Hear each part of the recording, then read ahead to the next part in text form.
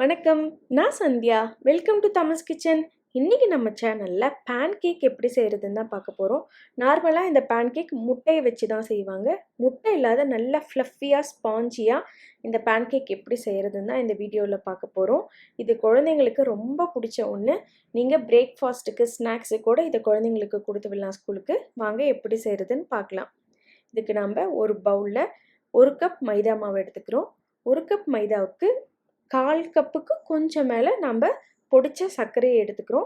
இதில் இந்த மாதிரி கையில் 1 பிஞ்ச் எடுத்துக்கிறோம்.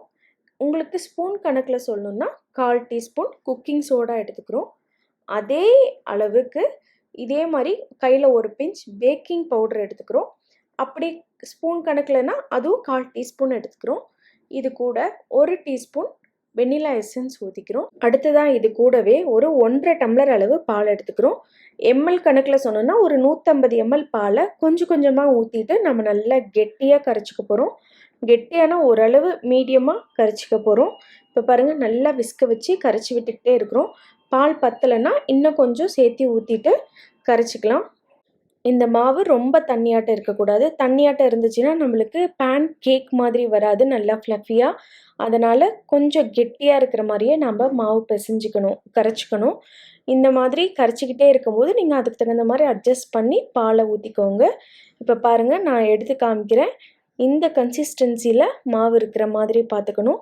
இப்படி கரைச்சிட்டு நம்ம எடுக்கும்போது அப்படியே கொஞ்சம் லைட்டாக இந்த மாதிரி ஒழுகுற மாதிரி இருக்கணும். இந்த கன்சிஸ்டன்சியில் தான் நம்ம மாவு கரைச்சி வச்சுக்கணும். இந்த மாவை கரைச்சிட்டு இதை அப்படியே ஒரு 10 நிமிஷத்துக்கு மூடி வச்சுருவோம். ஒரு 10 நிமிஷத்துக்கு அப்புறமா நம்ம தோசை பேனை அடுப்பில் வச்சுக்கிறோம். இந்த பேன் நம்மளுக்கு ரொம்ப காஞ்சிருக்கக்கூடாது. காஞ்சதுன்னா இந்த மைதாவில் நம்ம ஆல்ரெடி சர்க்கரை போட்டிருக்கிறதுனால சீக்கிரமாக நம்மளுக்கு தீஞ்சு போயிடும்.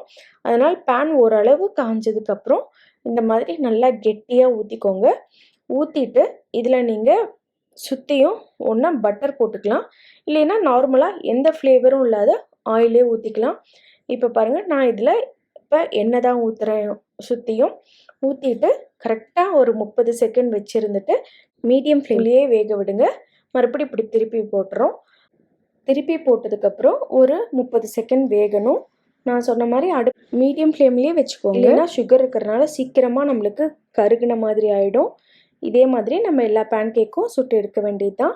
நான் இப்போ உங்களுக்கு புட்டு காமிக்க போகிறேன். பாருங்கள், எவ்வளோ ஸ்பாஞ்சியாக வந்திருக்கு பாருங்கள்.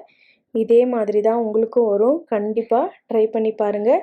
ஆனால் நான் சொன்ன டிப்ஸ் எல்லாத்தையும் இதில் ஃபாலோ பண்ணினீங்கன்னா சூப்பராக வரும்.